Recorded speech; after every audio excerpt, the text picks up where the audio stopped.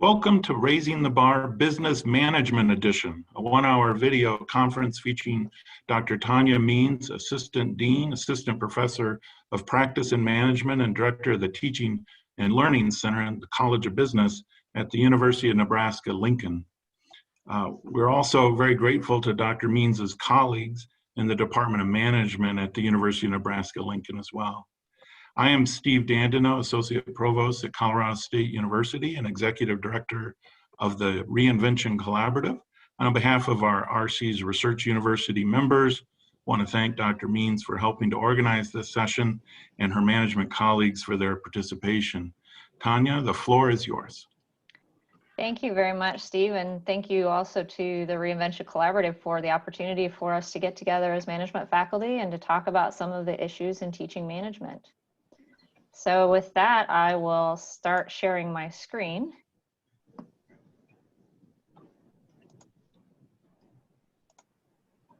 And get started.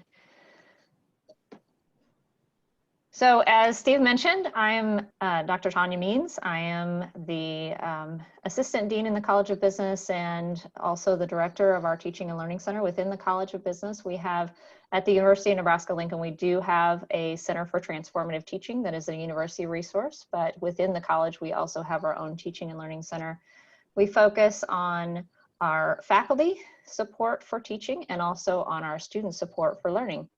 And with that, we have a number of different things that we do as we try to help our faculty to be good at teaching and have the resources that they need and help our students to be good at learning.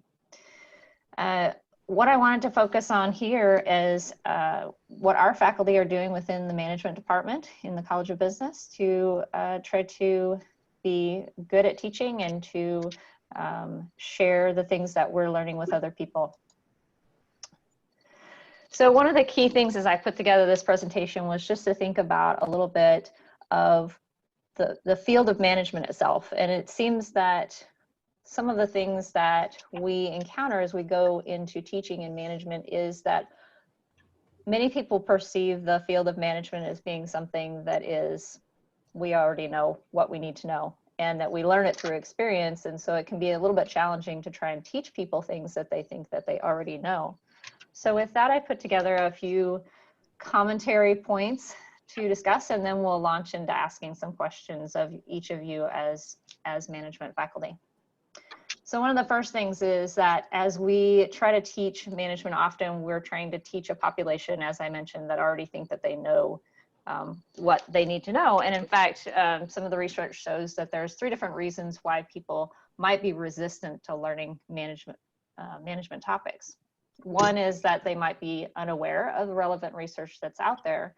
2 is that there might be implementation and application challenges that make it difficult for them to use the knowledge that's available to make their business decisions better. But then 3rd is that many of them might actually choose not to believe because it goes against the things that they feel like they know. And so as educators, it's our goal to help people to think critically and to distinguish evidence, strong evidence from weak evidence, and to understand how to apply the research to business problems. And so that's one of the challenges that we have as management faculty. As opposed to areas such as finance or supply chain or things like that, where there's formulas that can be used to teach, we often have to rely on more of an artistic or creative way of teaching based on evidence. And so this particular article from BizEd magazine talks about ways that we can overcome some of the challenges. We need to help students to reduce their reliance on intuition and help them through exposing them to some of the incorrect or biased decisions that we make. And so in our teaching, we can do things like ask them to identify reasons why they might make a decision, or to ask them for what their gut might be telling them, and then show them how that is very different from what the evidence shows. As faculty, we also need to be really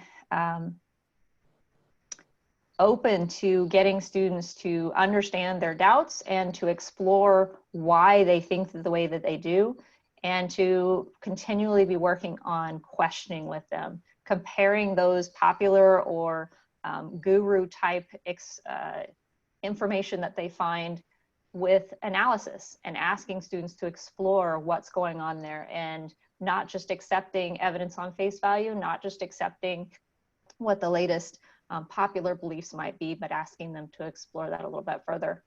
And integrating that in with evidence of and stories from people who have experience and can help to align that with the information that they're learning.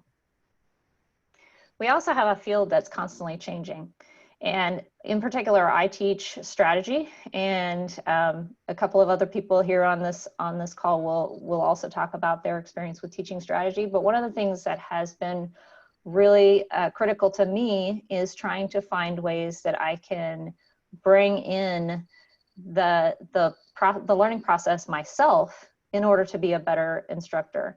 And recognizing that I can't ever say, this is the way I'm going to teach it because it's the way I've always taught it, but trying to find new ways to build that up and to continually change as I go through that learning process. We also, in business schools, we teach in very siloed environments where there's a department of management, there's a department of marketing, there's a department of finance, and none of that happens in the real world.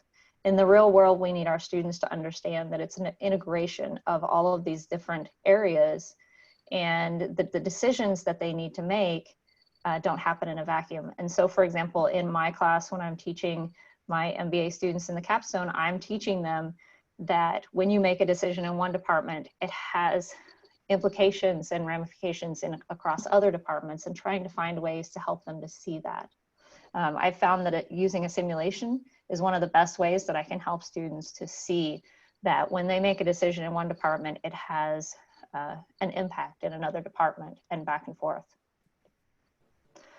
We're also teaching more and more in a technological environment, and we'll talk some later on about how the latest information that we have about technologies can help to improve what we're doing, but it can also change the ways in which we're teaching, and how that has how that has an impact on the actual content area that we're teaching.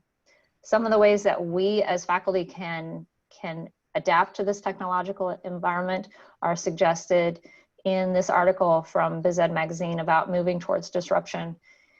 As faculty, we need to be continually trying to keep up with how people learn online, and ways in which they use the digital world to impact their learning. We also need to be able to design programs in education that can be individualized to students' particular needs and contexts. We need to stay on the forefront of having our platforms up to date and using new technologies as appropriate, but not bringing in technology just for the sake of technology. The technologies need to be consistent with our background, the technologies need to be consistent with our purposes, with our mission, with the values that we have, but also with the world as the students experience it when they're not just in school, but when they're out in the working field. We need faculty who are willing and ready to understand digital transformation and bring that into their teaching. And we need to recognize that the world is continually adapting and evolving, and we need to be able to evolve to meet those needs as well.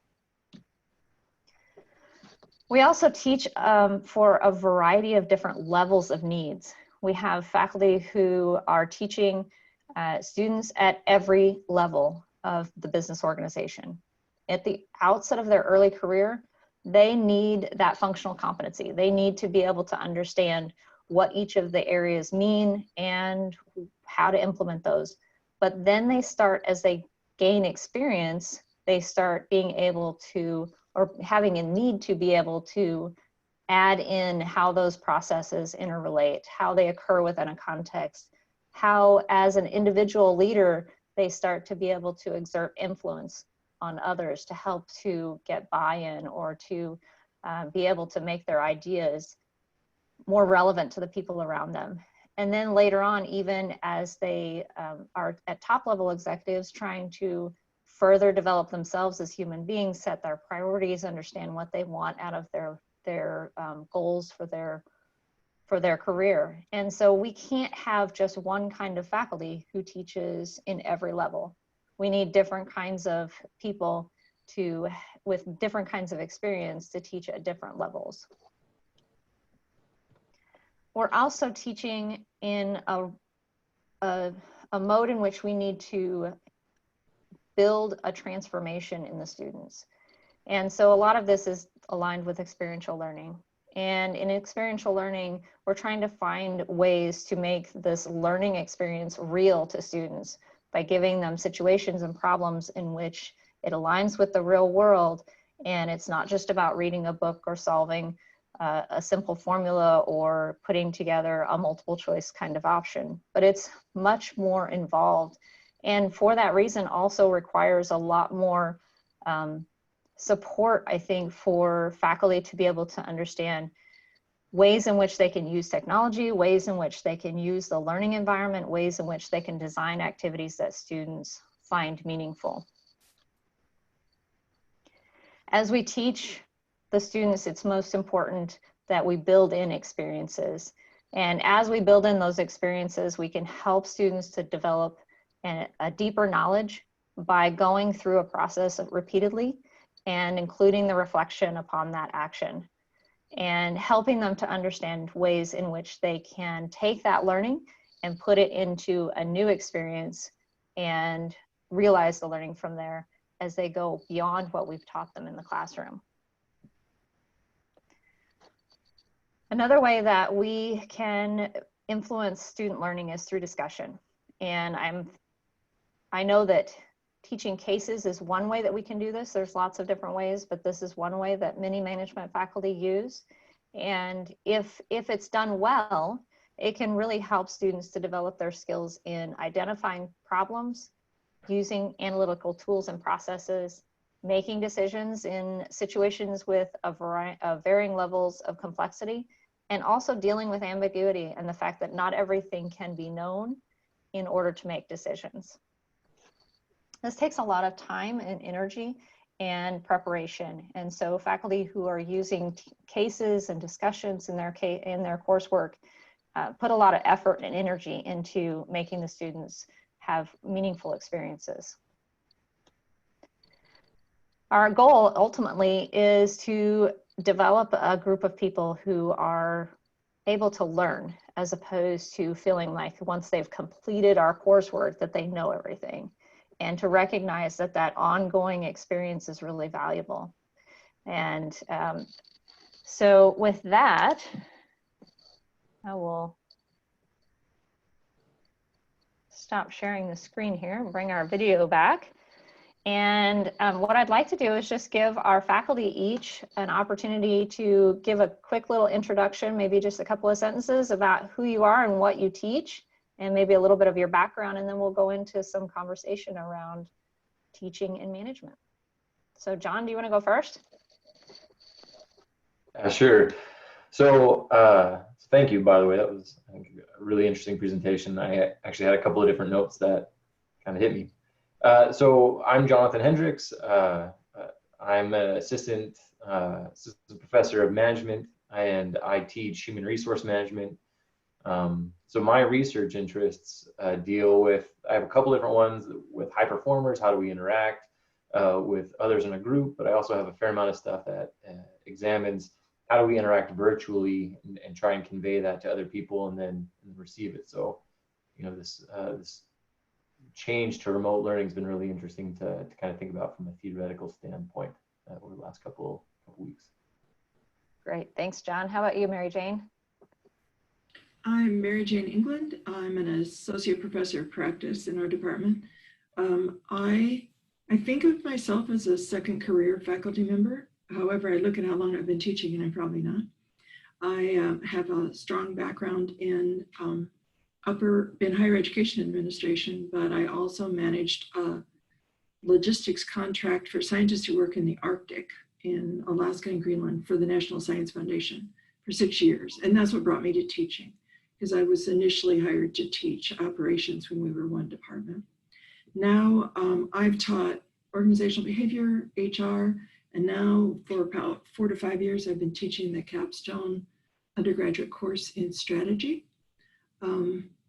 This spring, when we had to switch to, spring, we had to switch to remote learning. It was the first time I'd ever done anything online. And so I signed up for this because I thought it was very interesting.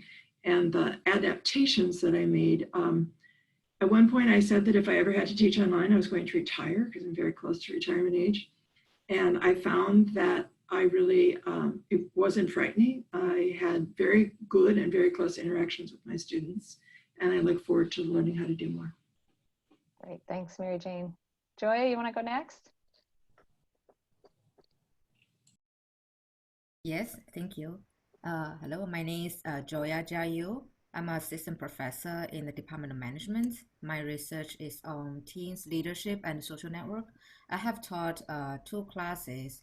One is a master level class on data collection methods, and the other is undergraduate level class on managing behavior in organization. Both of them were in-person classes. I'm also one of the professors who had to move their in-person class completely online this spring.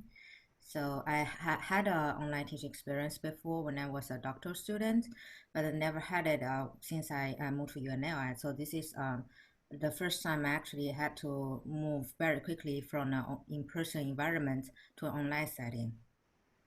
Great, thanks, Joya. Brandi, you want to go next? Hello, Brandi McManus. I'm assistant professor of practice and management as well. I teach exclusively in the MBA program.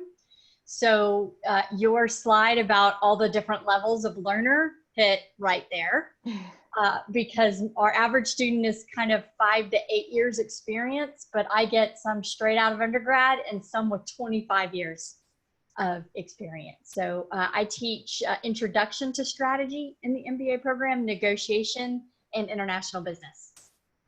Great, thanks, Brandi. Elena? Elena, you want to go next? Okay, I'm Elena Brava, and I'm an associate professor of practice, and I'm an online teaching enthusiast. So prior to coming to UNL, I was teaching at a smaller teaching school, and the only way to get more students was to teach online. And so I have done it successfully for 20 years. And I really enjoyed the presentation, Tawnya, so a very good one. I enjoy teaching management online. Great, thanks, Elena. Troy? Yeah, my name is Troy Smith, and I'm an assistant professor as well of management. My research is focused on teams and leadership as well as work-life balance. And I've taught organizational behavior as well as human resources. And this upcoming fall, I'll be teaching negotiations at the undergraduate level. I did not teach last semester, so I only have experience teaching in person, but I know that our college is encouraging us to be able to extend ourselves this upcoming semester. So there are plans in place there to be able to integrate the two together. So I'll look forward to learning from you guys as well as contributing here. Great, thanks, Troy. I believe Laura's not yet able to introduce herself, so I'll let her do that when she gets a chance. So let's start into our discussion based on the questions that I've kind of prepared. And if we end up going off in different tracks, that's okay too. But maybe one of you could share what's your biggest challenge that you've had with moving to remote teaching this past semester? So I would like to share one only because it's not expected. But okay. My classes are always online. And so my students didn't quite feel the disruption of being in person and, oh, now we're going online and I'm scrambling for content. But a moment that hit me was probably beginning of April. And that was just because there's no changes in my class doesn't mean I shouldn't allow for the changes of their lives. You know, we had classes with people, live sessions with their kids sitting in their laps. And that's how we go. So I guess I would say to anyone who only teaches online, consider that these students are facing a bigger change in life, even though the class hasn't changed. That's great insight. Thanks, Brandi. Go ahead, Mary Jane. I'm going to go next.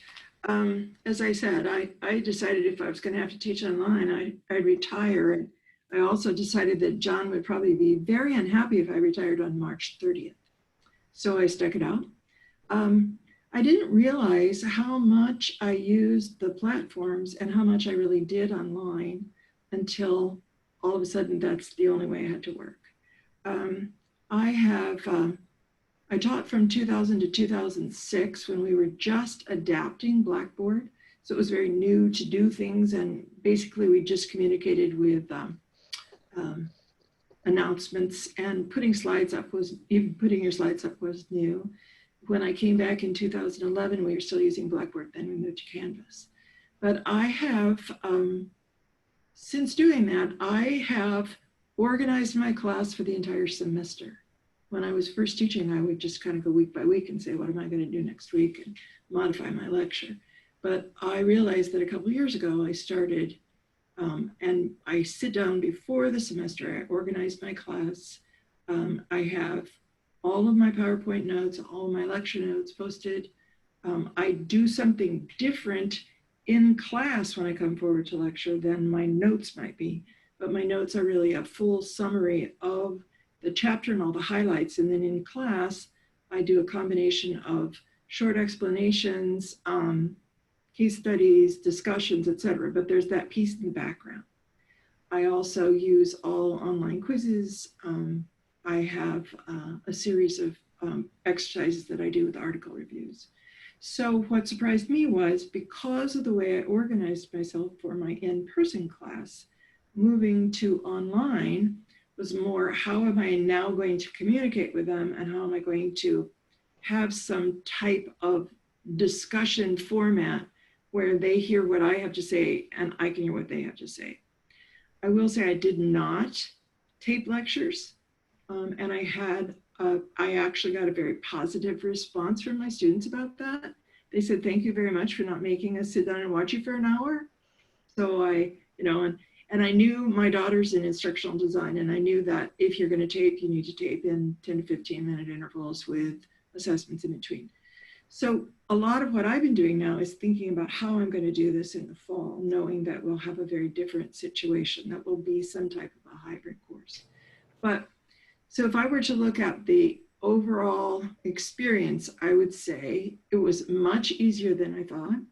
And I adopted a thing of every Sunday night, I would sit down and I would write them, this is exactly what's going to happen next week. This is what you have to do. This is exactly what my expectations are. And then I wrote them little notes about my life and Kate the cat and moving into a new house. And I would get just random notes during the week about them and the dog and this and that. And it was kind of like the chit chat that I have when I go into class every time. So I managed to bring some of that here. This is who I am and I care about you online with my once a week. And I'm still getting some notes about now. And every time I get something and I'll say, and how's Kate the cat doing? So it was a much more positive experience and personally fulfilling experience than I ever thought it would be. Excellent. Thanks, Mary Jane. That's a really great way to figure out how you can humanize and personalize that learning that happens online. Anybody else have any challenges that you specifically wanted to talk about with moving to remote teaching? I actually have a challenge, but I'll first introduce myself. Yes, please, Laura. Thank you. Laura Papo. I'm a professor at UNL. I've been doing this so long that it comes to decades. But the fortunate part about technology is even though I was an early adopter of Blackboard when we didn't really have a formal platform, this was probably 20-something years ago, I'd never taught online until this last winter or fall. So the positive of going online for me was the fact that I'd done it once, and one trial period really helped. And I did have an excellent instructional design team helping me through that passage, so that when I transitioned this spring to online teaching, it wasn't nearly as painful for the students. And I only know that because in the past, I would wake up every Monday for the beginning of the week and I would have at least 3 emails or 4 about things they don't understand. And I had 0. And not all of my students checked out. Some still cared about learning. So I've been teaching mostly strategy for the last decade or so, both at the corporate and the business level, to doctoral students, MBA, professional MBA students, and undergrads, although my passion is the older students. So the big challenge I had, and this was kind of a surprise facet, was how quickly the culture changed when we did some online sessions where everyone was on Zoom. And the thing because of the instability of the technology, I wasn't requiring everyone to show me their face at all time. But we quickly went from we only had a few online sessions, and I was only meeting with half the students. So I had a group of 20 to 25, and you can split them into groups and you can get conversations. But I would definitely in the future require them to keep their video on, because it only takes a few who are checked out and all of a sudden it just happens. And that was a surprise to me. I didn't think how quickly the culture would change from as soon as I am not visible, all of a sudden we only have 3 people contributing to the conversation instead of, you would think at least half of them could contribute at that time as a class. So that was the new challenge for me, is how do you manage a Zoom culture? You're not expecting 40 students to talk. You're only expecting 20. It's easy to put them into groups and have them report something back. They do Google Docs, you know what I'm saying? Or you can check in. So that's part I don't have answers to, but that's my challenge, is how to set expectations of the Zoom conversation that you're having. It's very different than in a class where you can have eye contact and you can go stand next to that student. You can tell them they're not allowed to do anything else while they're in class. There's lots of things, but yeah, that was my challenge. How many of you were doing live sessions in Zoom? Brandi, kind of. Mary Jane, kind of. Yeah, I just do them for one class where that I feel like discussion adds to it. That's international business, because we get into a complexity issue. For other classes, what I found is something that, like a case study, I could break it into 3 assignments, like, a short concept quiz, a yellow dig discussion, and then maybe we just reference that in the live session to try to pull more out of the students. But I try to use them strategically so that when students walk away from the live session, they go, wow, I got something out of that. That was special. Yeah. What I did was I held Zoom hours. So I held them Tuesday at noon and Thursday at 7 at night. So I figured that it could kind of reach everyone. And the first time I got on, I felt really rejected and lonely because I was on my computer all by myself for 45, 50 minutes going, ooh, it's like reading a book, doing whatever. And so I said, forget it. I checked out. And sure enough, I had a message saying, I got in there at 7:50 and you were gone and I missed you. And what happened after that was I held my Zoom hours, but instead of kids coming on as a group, because it was like office hours, I got so many requests for, I want to have a Zoom with you. Can you see me on Tuesday afternoon? Well, first of all, the idea that they couldn't just call me or email me or talk to me, we had to Zoom. And so we would sit face to face.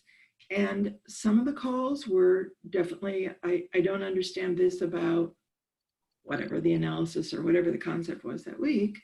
But a lot of them, they'd start out with that and then it was, how are you doing? I'm in my dorm room all by myself. You know, like an international student who's in a dorm and basically didn't leave his room. So I found it to be, I've been thinking about Brandi talking, you know, like if I, in the fall, what I'm hoping is that I could teach some kind of a hybrid thing where things are online, and then I would have Zoom sessions twice a week with everyone. But I found it to be incredibly personal, and that I had them coming to me actually more often than they did when I just hold office hours. I had them saying, you know, I want to talk to you, and then they would come. And so I found that. But looking forward, if we do some type of if we get to do some type of remote learning this fall, and I'm hoping, because looking at all of you, I'm like the oldest person on the screen, and it's naturally blonde hair, but I am in a vulnerable age and I have some underlying medical conditions. So I'm really hoping that I can do something remotely until there's a vaccine. And I've been thinking a lot about how to structure all that, and then to require Zoom once a week where, like Laura talked about, like they have to be on screen and I call on them just like I would call. So basically making it a class. Joya, were you going to share a little bit about what you do with your live sessions too? In terms of the live session, I think the biggest challenge is using the breakout room, even though it's a great function we have in the Zoom setting, but as an instructor, we can only get into one breakout room at one time. So there's a lack of the sense of being able to control over the progress of multiple team discussions. So you don't know exactly what's going on with other people in other zones unless they called you. So that's something that I don't have a fix on, and I just feel it's different from the in-person class that you know, someone out there needs some help, and, you know, people from there, they stop talking, then you can just jump directly to that team and trying to ask what's going on with them and, you know, offer help. That's the biggest challenge I have in the synchronized sessions. I found one of the solutions that helps with that is to give, like one of you mentioned, some kind of a collaborative document that they create during their breakout discussion. And so whether it's a slide deck in Google Slides or it's a Word document that I've provided a template for, they have, all of them have access to one shared document, and each team has their section of that document. And as they're discussing, they're putting their comments in that document. And it gives me kind of what you're talking about, Joya, that more global view of what's going on in all the groups, because I can watch that document being built. And in fact, if I see something that's going interesting in one group, I can jump over to that group and kind of listen in to their conversations that go around while they're constructing that collaborative document. So that's been a really helpful thing, as I've used breakout rooms in keeping everybody engaged. I think that's a great idea. Tawnya, does that mean that you are asking each group to do something different then? I mean, typically in that regard, so you're asking them to each take some aspect. Do they then come back and teach each other about what they've done? Or how do you make sure that they all get the same content if they're all doing something slightly different? So that's a great point. I've actually done it a couple of different ways. One example is, for example, I asked them to do some analysis about Boeing. And what I do is I give them a slide deck that's pre-built with 5 different articles. And each article is on a slide with the link to the article. And then there's an area for them to put their thoughts. And then I make 5 breakout groups. They go into their breakout group. They all read and discuss the document or the article that's linked on their slide. And then they put a summary of it in that slide deck. And then when we come back as a group, then we talk through some of the summary points, but it's more not them reading their bullet points as much as it is a conversation around that article and tying the articles to each other. I've also done something where I give them a list of questions and a Google document that has a template page for each of them. And they go through and talk through the questions. They're all the same questions, but they are different in their background and experience. And so they're tying their background and their work experience to that particular set of questions. And then when they come back, I just ask them to Usually I just ask them, each group, to share one or two of the most interesting things they talked about, but then there's more information in the shared document that everybody has access to. So I think I had a kind of a unique experience with switching to online because several of my students went home to countries that didn't have the internet. So I had my exam just a few weeks, just after we came back from the break. And I had 2 different students email me after the exam because they hadn't taken it. And they said they didn't have government permission to take it until after the allotted time.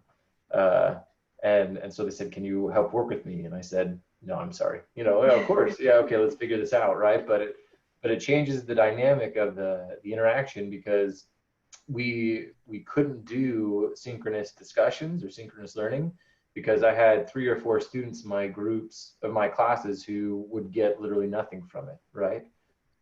And so I imagine, you know, this is not a typical experience that would happen in an online space, right? I mean, it's not often you have students that are in the US that are switching to, you know, going to a third world country or something like that.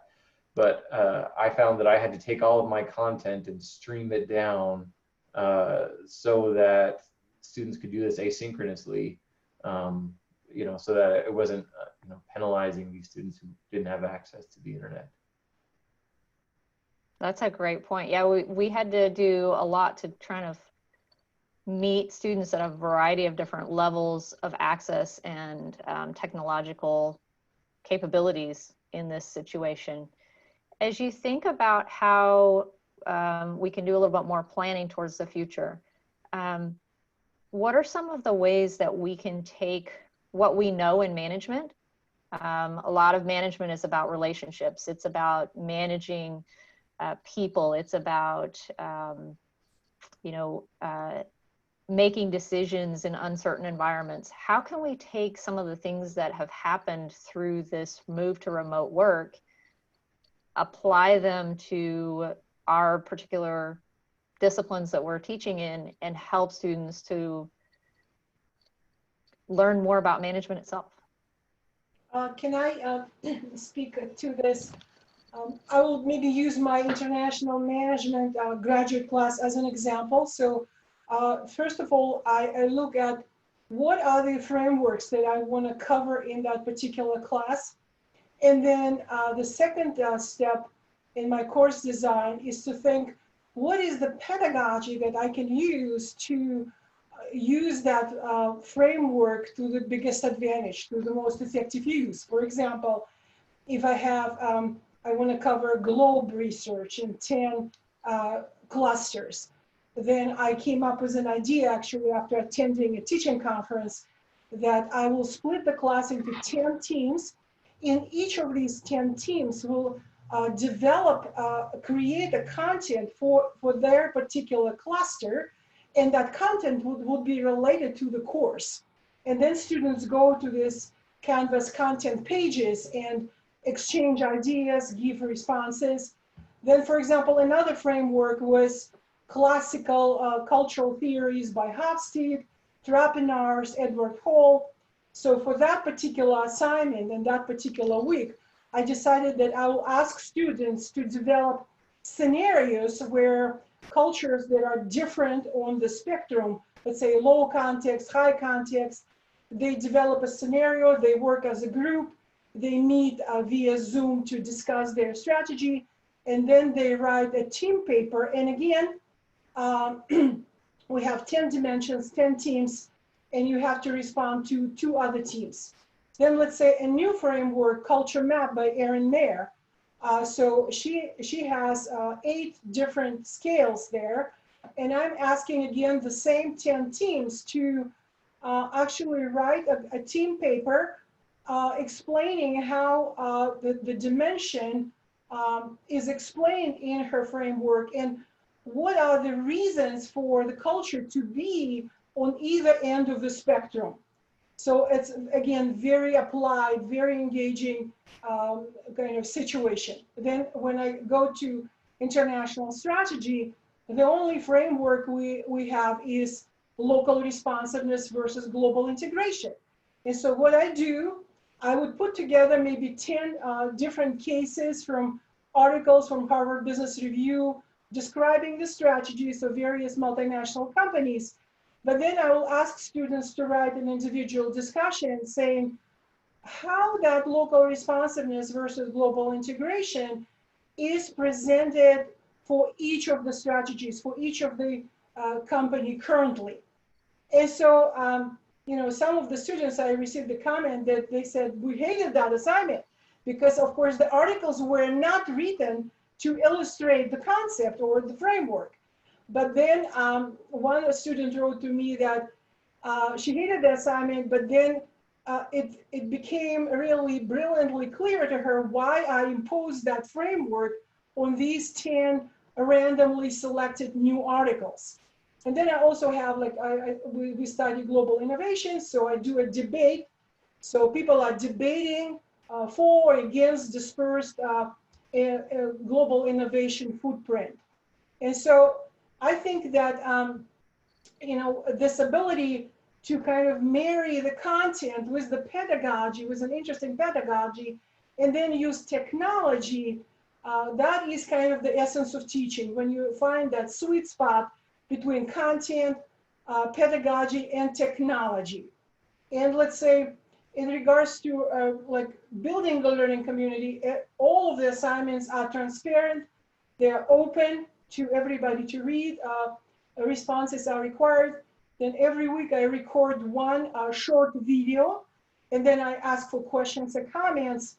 And then students, let's say for 3 team projects, they do a Zoom meeting. So, and then this discussion board is continuously active. So as a result, we do have a very strong learning community, even despite the course being online. So that's, I think it's more important even, let's say, than a particular new technology. So the technology has a secondary role compared to the use of that marriage between content and pedagogy. So Troy, you and Joya both teach about leadership and teams. What are some of the ideas that you have as you listen to Elena talk about how she's getting people to interact with each other? How do you think that that changes or adjusts what you might teach in your courses about teams and how people work together? Should I go ahead, Troy? Sure, go ahead. Okay, so I think this will be related to one of the biggest challenges I encountered in teaching my class in the spring is trying to encourage the teamwork and also trying to maintain the equity in teams. The question is, the challenge is how can students deal with the social loafers in the team, because in the online team environment, then some of the students will be checked out, so they will never responded, or they only responded within the last week before the deadline is due. So for a bigger assignment, if you have the type A student who are very anxious about the progress of the project, that will increase their anxiety level. And some of them, they will decide to move on with the project without the group member. So basically the idea is like they will decide to give up the form of the teamwork and making it only pieces of an individual assignment. So I think this is the biggest challenge that we have. I think one of the remedies I'm trying to use for my class is trying to offer some offline sessions, encourage them to build their team chemistry during their own time. So, you know, encourage them to talk to each other and do a lot of unrelated activities still as a team. So using that opportunity, they can be familiar themselves with each other, so they know each other better when they start to work on their official team assignment. So I think building team chemistry can be a very important part when we are transiting online. And a couple other things, and I agree with Joya as well, a couple other ideas. There's a particular team, we call it, it's a type of theory, but it's called this idea of punctuated equilibrium. And the idea is that you go, like if I give a team assignment, then oftentimes those teams will start in a process to accomplish their assignment, but they'll get to a point where all of a sudden they kind of go, if we keep going at this pace, then we're not going to get it done. And so then they have to make some form of adjustment to be able to get to where they're at a higher level of engagement or a higher level of accomplishment. And one way to be able to get around that or to make that punctuated equilibrium occur faster is, if it's a long-term project, is to create deadlines, mini deadlines, where they have to report back, where they have to report back to you or to each other somehow that they're working on their portion of the project. And so then you don't have these social loafers as easily, they don't arise as easily, because they're having to be held accountable throughout the entire process. And if they're socially loafing here, you can make adjustments earlier rather than the day before when you get that email saying, I didn't get to do anything for my team. Another option that I've seen some people do is the idea, we all have different personality traits, is you could actually have your class take a personality trait assessment, and then you can put people into teams based upon their personality traits. So oftentimes the people that are extremely conscientious are those that want to plan ahead and want to get the project done 3 days before it's due. Whereas the people that are low in conscientiousness are the ones that are like, okay guys, we have 4 more hours to get this report created. Let's start doing something. And so what I've seen, and there's not extensive evidence and research on this, but I've seen it, is that people that are more conscientious love to work with each other because they really their approaches align, whereas those that are not very conscientious are also the same way. They're like, hey, we're going to procrastinate to the very last minute. So you can take a few different approaches in being able to help your teams work together, whether it be in person or online. Oh, I want to add to this conversation, Laura. if that's okay. Yeah. Most of my research has been on, you can't rely on people to do what they say, because when it comes down to it, they're going to do what they want. And so the only way to get them to be accountable is through formal mechanisms. The social, relational are good, and I love them, but if you don't have a bat. So one of the first things I make them do is write a group contract. And I make them name their group and what is your mission, but what are the names of the people you're working with? Because sometimes they don't even know that. What is the best way for them to connect with each other? A lot of them will do like group me or some kind of thing like that, but get that early on. But the most important thing I say is, I all know that you have different motivations in this class regarding what grades you want. So what kind of grade do you want? And getting that out there early on helps, because then the group is already aware of the motivation level of that student. And it's an outlier, but I had one student group where the student, I think, got a C, but they got an A on the group work because he was willing to commit to the group. But so that's kind of the ones, is get it out there in the open, not only the coordination, but I also say, well, what is your group like with regarding attendance? Do you care? Do you care if people arrive 10 minutes late? Do you want to implement a penalty? And even if they don't write anything in the group contract, I don't care what they write in the group contract. I let them say whatever you want to. At least they've had the conversation. And so I do have an overhead that has all the key things that they should talk about. The other thing I do is periodic peer evals. And that's my check. And it's the best question I have is, if you have 100 points, don't include yourself, how many points would you give each person? So if it's a group of 4, they're evaluating 3, and is it 33% 0.3 or not? And I do it over the course of the semester. I do it immediately after a first deliverable.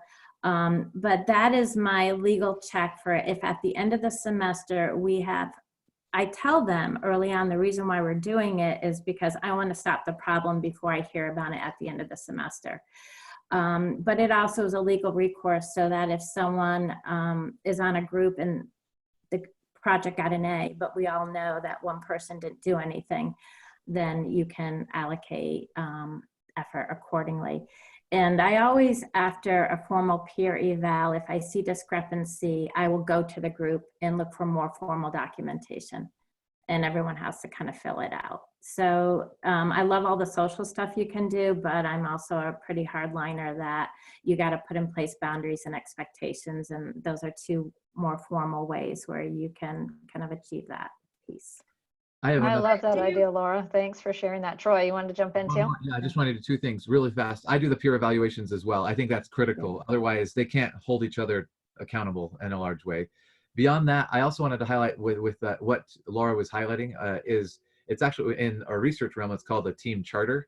And one other thing and there is evidence showing that if we have teams engage in these team charters, on average, they're going to be able to experience greater performance and creativity in aspects.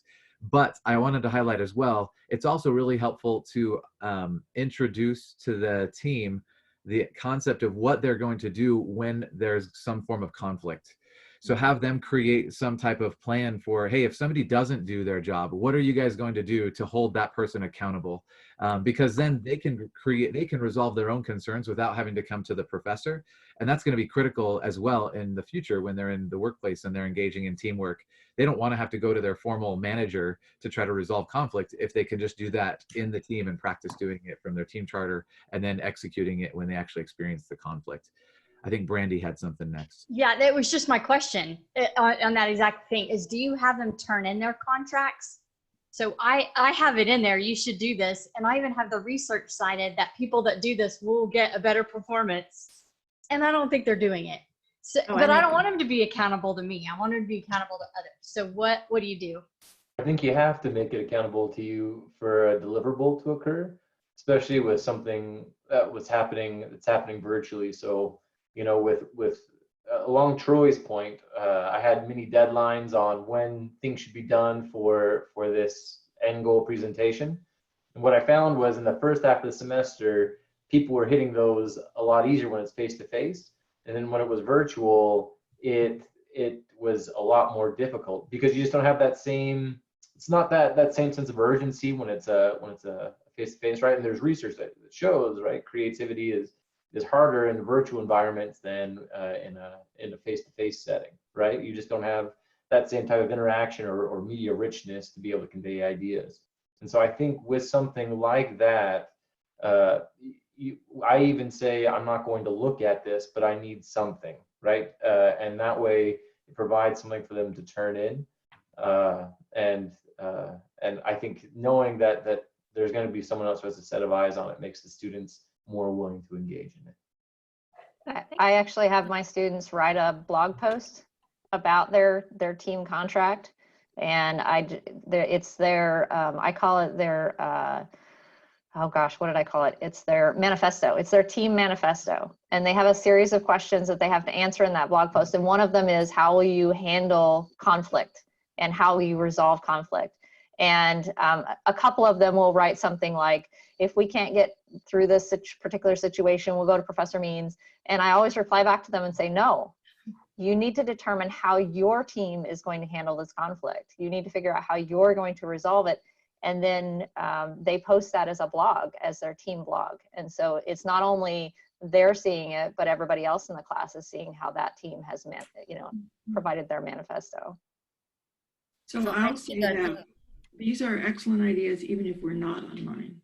Because, I say to them, there are things that I can do to help you with your team if you come to me early, but I've never made them do a team manifesto. I like the one that Laura had about what grade do you expect to get?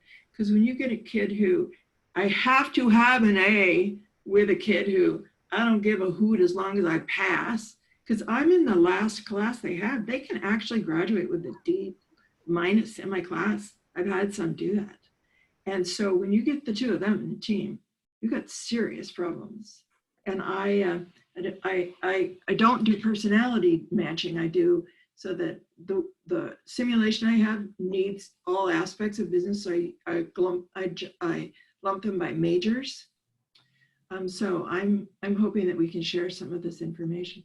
Another example, another way that I've tried to think about this is when I had to move to virtual, is my daughter managed a team for 5 years where none of them were in the same town. So she sat in her loft in Chicago, and she had an employee who was in Toronto and one who was in Washington State and another one in Illinois. And then she had a team of 4 workers headed up by one guy who were in Pakistan. And we're very close. and she talked to me a lot about how she managed them and how, and everybody on her team had a corresponding teammate in Pakistan. So basically she leveraged it so that she was working 16 hours a day instead of 8.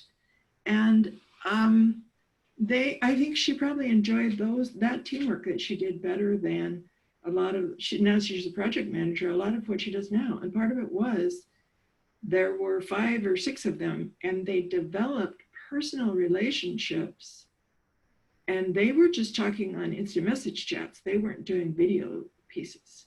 So I wanted to add to whatever Joya and Troy had to say about somehow there has to be that personal relationship that's developed in some way. And I think that helped me when we transformed from in-class to remote, because the biggest joy of my teaching is the personal relationships I develop with my students and watching them grow and develop throughout that last semester. And so I think we have to incorporate that somehow when we're going to teach virtually, or whether it's synchronously or asynchronously. I think that has to be a piece of it. Joya, were you going to add something to that? Do we still have time, or Yeah, sure, go ahead. comments? Yes, I just want to respond to Brandy's comments like earlier on is there is a systematic way that you can do, because I do the team charter and also the peer evaluation. So the way that you can do that is trying to be very specific about the behavior expectations, saying if you don't reply to the email within 2 hours, that will consider to be inappropriate behavior. Then later you build that into your peer evaluation, and you do that in one of the mid-semester evaluation, and telling them that this is going to be multiplied to your group score. So individually will have their own individual adjusted group scores based on their contribution, based on their peer eval. So that's how you can systematically tie your team charter with a peer evaluation so that you can prevent the social loafer. And I think I want to add one tip that's very important, especially in the online virtual environment to foster team creativity, is you want to keep the conversational communication short, like making only one point at a time, and also encourage people to respond very timely. You don't want to wait an email for 2 days and keep the conversation going. You want people to respond maybe within 5 minutes, and there are many replies of that. So I will share this tip to my students, and it is very important to be responsive and communicate during the online environment. Yeah, I would definitely add to that in that in all the classes that I teach, I always use Teams for some of the projects that they're working on. And I find that the teams that are more responsive to each other, that work hard together to build that relationship, they come out of the class saying, this is the best team I've ever had, and this is the best class I've ever had. So those two things seem to go together. If they have a good team experience, they feel like the class was really valuable. Yeah. And they get that way through a couple of things. I think through managing expectations, communication, and then working on a challenge together. And we don't really have time to get into that detail in this session, but I feel like having something that is challenging that they can bond over is also a really critical piece of their learning. So Steve, I think we have kind of used up our time here. How would you like to wrap this up? Well, thank you all. I just want to again reiterate on behalf of the Reinvention Collaborative and its Research University members, coast to coast, our gratitude to Dr. Tawnya Means and her colleagues in the Department of Management at the University of Nebraska-Lincoln for this really exciting and very helpful, very insightful hour together. I've learned a lot, and I'm sure those who view this video recording later will do so. Thank you all, and best wishes to you all as you prepare for your fall coursework and beyond. Thank you. Thank you each for participating. Thank you. Thank you.